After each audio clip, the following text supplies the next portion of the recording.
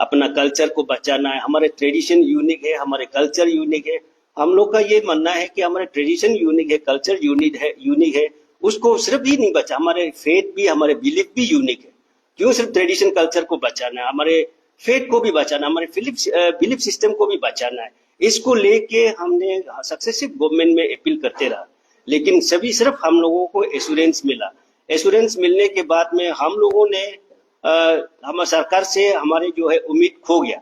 इसलिए after 25 years उम्मीद खोने के बाद में लास्ट ईयर जो हमारे लास्ट सब टेन्योर का, उसमें डिसीजन लिया है कि हम पीआईएल फाइल करेंगे, क्योंकि गवर्नमेंट से हमारे अभी उम्मीद नहीं रहा, हम पीआईएल फाइल करेंगे। तब हमारे जो फॉर्मर जनरल सेक्रेटरी है, इन्होंने लकी पीआईएल फाइल किया, वो हमारे लिए हीरो है। इन्होंने पीआईएल फाइल करने के बाद में तुरंत जो है हाई कोर्ट ने गवर्नमेंट को डायरेक्टिव दिया, विद इन 6 मंथ में आपको इसका जो रूल बनाना चाहिए, क्योंकि ये जो है 1978 करने के बाद में इतना साल बैठा है, तो उसको रूल बनाना चाहिए बोल के गवर्नमेंट को विद इन 6 मंथ का डायरेक्शन दिया। तो यहाँ पे हम गवर्नमेंट को, हम हमारे एक गवर्नमेंट का इंटेंशन को भी हम एक क्वेश्चन करता है, क्योंकि आपको हाई कोर्ट ने आपको डायरेक्शन दिया है विद इन 6 मंथ में रूल फ्रेम करने के बाद करने के लिए। आप हाई कोर्ट आपको डायरेक्शन देने के बाद वो दंदोरा पिटना शुरू हो गया, हम उसको इम्प्लीमेंट करने जा रहे हैं, हम उसको इम्प्लीमेंट करने जा रहा है। वैसे लोगों को बता के उनका बरकाया जैसा हो गया कि लोग में उसमें आक्रोश आने लगा। अरे आपको गवर्नमेंट हाई कोर्ट ने डायरेक्शन दिया है, आप हाई कोर्ट का आदर करते हुए आप रूल फ्रेम करके हाई कोर्ट को दे देना था। अगर इसमें किसी का एग्रीव है, किसी को प्रॉब्लम है, तो हाई कोर्ट में वो अपील करे या सुप्रीम कोर्ट में अपील करे, तो उसको करने देना था। नहीं तो गवर्नमेंट पूरा ऐसे अनाउंस करके इम्प्लीमेंट तो करता नहीं है, फ्रेम तो करता नहीं है, अनाउंस करके, ये अभी ऐसे प्रॉब्लम्स आ रहा है। और इसमें कोई लोग बोलता है कि जो हमारे क्रिश्चियन फोरम का बोलता है कि ये ड्रैकोनियन लॉ है, अनकॉन्स्टिट्यूशनल है, ये लॉ ठीक नहीं है। अब ये कॉमन सेंस का बात है, हर कोई इसको कॉमन सेंस ये लगा सकता है। ये जो है आपका असेंबली, जो हमारे फर्स्ट लेजिस्लेटिव असेंबली 1978 में आपका असेंबली में पास हुआ, गवर्नर ने उसको एसेंट दिया। गवर्नर एसेंट देने के बाद it has gone to the president of India. President of India ने उसको 25 अक्टूबर 1978 में एसेंट दिया। अगर ये अनकॉन्स्टिट्यूशनल होता, ड्रैकोनियन लॉ होता, तो क्या ये हमारे प्रेसिडेंट उसको एसेंट देता, गवर्नर उसको एसेंट देता? Are you questioning the wisdom of the president? Are you questioning the wisdom of the governor? तो वहां से ऐसे करके इतना प्रोसेस गुजर के आने के बाद, now how one can question कि उसको डाउट कर सकता है ये ड्रैकोनियन लॉ है, ये अनकॉन्स्टिट्यूशनल है। वहां से पूरा होने के बाद में ये आए। इसलिए हम गवर्नमेंट को ये अपील करते हैं कि जल्द से जल्द आप उसका इम्प्लीमेंट करना चाहिए, अदरवाइज नहीं तो हम कंटेम्प्ट ऑफ कोर्ट में, हम लोग जरूर कंटेम्प्ट ऑफ कोर्ट में जाएंगे। लेकिन हम नहीं चाहता है कि हमारे गवर्नमेंट को हम कटघरे में खड़ा करना। इसलिए आप तुरंत उसको बाय इन तो अब जैसे वो एक्ट में है, इन तो आप उसको इम्प्लीमेंट, रूल फ्रेम करना चाहिए और उसको इम्प्लीमेंट करना चाहिए। और यहाँ हमारे जो क्रिश्चियन फोरम जो बोलता है कि हम 80% है, 90% है, वन वंडर कि from where this statistics comes. हमें कौन सा जो अरुणाचल का कौन सा स्टेटिस्टिक डिपार्टमेंट का कौन सा एडिशन में ये है कि क्रिश्चियन जो 80% है, 90% है, स्टेटिस्टिक कहाँ से आ रहा है?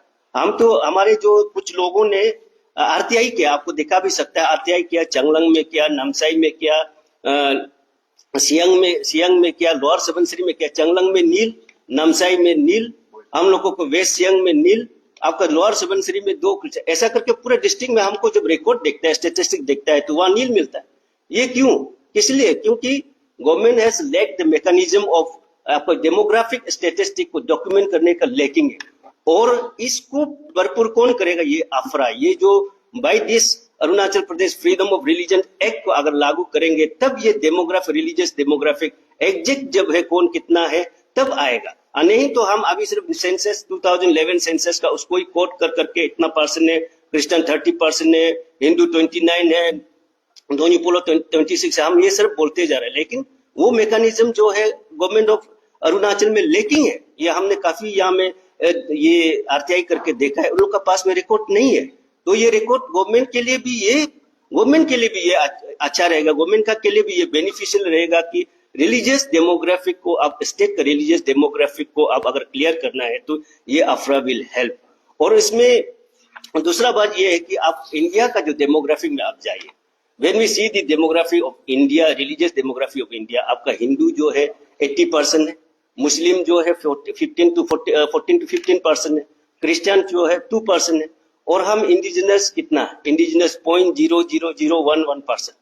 आप सोच के देखिए, अगर इस तरह का रूल नहीं बनता है, इस तरह का लॉ नहीं बनता है, तो ये 80% आएगा, ये 15% आएगा, आके ये हमको इंड्यूसमेंट करेगा, फ्रॉडुलेंस में करेगा, हमको डरा के धमका के कन्वर्ट कर सकता है। कौन इसका गारंटी लेगा? Who will take the guarantee, who give the guarantee?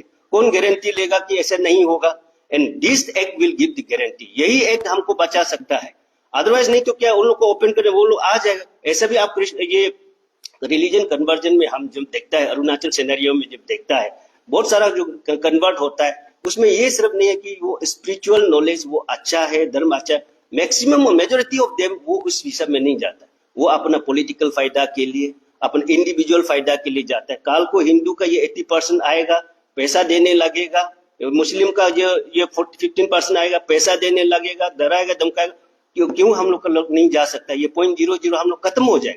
इसलिए इसके लिए इवन टू द क्रिश्चियन का भी उसमें जा सकता है, हम लोग का लोग में पक्का जा सकता है, ऐसे जा भी रहा है। इसलिए इसको रुकाने के लिए ये Arunachal Pradesh freedom religion act, यही एक अप्रोप्रिएट एक्ट है। नहीं तो हम लोग only we are giving offering the lip service, हाँ बचाना है बचाना है, कैसे करके बचाना है? There has to be some law, there has to be some act कि उसको बचाने के लिए। तो ये अफरा एकदम सही जो एक्ट है कि जिसको बचा सके, इसलिए उसको कोई ऑब्जेक्शन नहीं करना है। और हम यहाँ जो इफ्सब जो है, वी आर वेरी हार्ड की हमने मीडिया में, सोशल मीडिया में देखा है, इसलिए विद स्ट्रॉन्गेस्ट वोट हम उन इलेक्टेड रिप्रेजेंटेटिव को हम कंडेम करता है जो पूरे खुले आम निकल के पर्टिकुलर रिलीजन के लिए वो इस इश्यू पर सपोर्ट कर रहा है। क्योंकि इलेक्टेड रिप्रेजेंटेटिव जो है अगर ऐसा करता है तो वो इंसल्ट टू हमारे इंडिजिनस वोटर, जिन्होंने जो इंडिजिनस वोटर उनको सपोर्ट किया है, इलेक्ट किया है।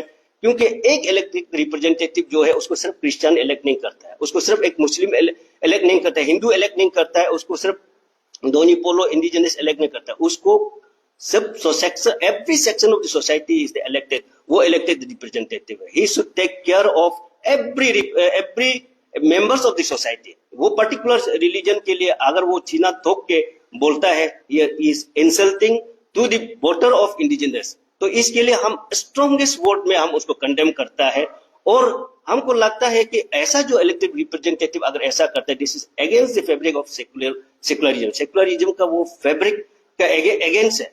ऐसा जो रिलीजन बहुत टैलेंट हो सकता है, बहुत अच्छा हो सकता है, but this is not the good sign of the good leader, it's not the sign of good leader. ये अच्छा लीडर का साइन नहीं है कि वो पर्टिकुलर रिलीजन के लिए ही सिर्फ वो बोले दूसरा को ये करने के लिए। ऐसा तो बोलना, तो इलेक्टेड रिप्रेजेंटेटिव बनने से भी रिलीजियस लीडर बनिए, अब रिलीजियस का खुले आम से उसका ये कीजिए।